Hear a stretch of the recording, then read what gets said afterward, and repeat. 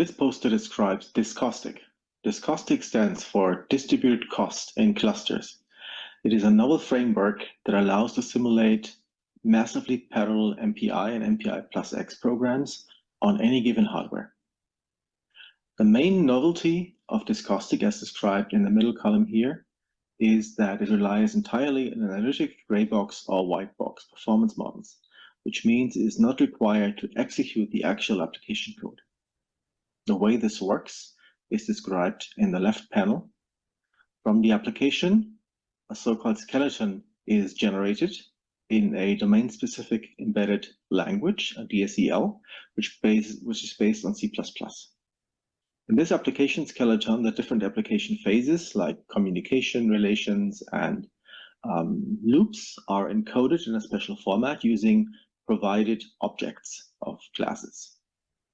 For each of these components of the skeleton, an analytic model is constructed using, for example, known analytic models like roofline, or the execution cache memory model for code execution, or the Hockney and more advanced LogGP models for communication. The novel feature of these analytic models is that DisCostiC is aware of the bottlenecks of the hardware. For example, it can take into account memory bandwidth sharing between MPI processes. Of course, in order to construct an analytic model, we also need information about the hardware. This is done using configuration files in YAML format, where all the information required to build those models is encoded, like which CPU we are using, the memory system hierarchy, memory bandwidth properties, number of chips, and so on. Also, communication properties of the hardware, like internode and interchip communication characteristics, and other communication characteristics. And finally, properties of the target hardware on the large scale level, like the topology of the cluster, the network topology, bottleneck structure, and resource allocation and runtime modalities. Finally, the simulator runs the skeleton, which is usually much faster than actually running the application because no code of the original application is actually executed. This means that in principle, it is possible to simulate MPI applications with millions of processes on a standard server. In the third panel, we show two cases where we use DisCostiC to simulate certain scenarios. The motivation for developing DisCostiC emerged from the observation that certain kinds of noise can generate very interesting effects on clusters if bottlenecks are involved.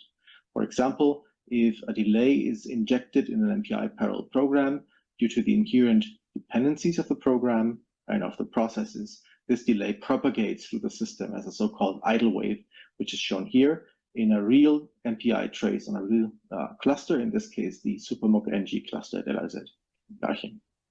We can simulate these idle waves very accurately using this DisCostiC simulator.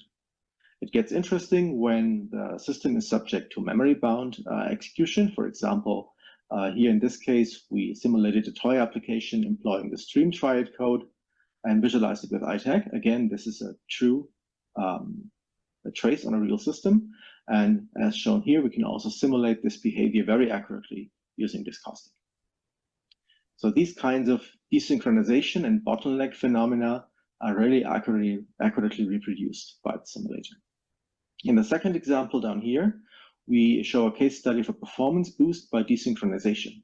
In an application where half of the runtime is spent in a memory-bound kernel and the other half is spent in a compute-bound kernel, if the application stays in the bulk synchronous lockstep state, this means that half of the time the memory bandwidth is fully utilized and half of the time it's not utilized at all.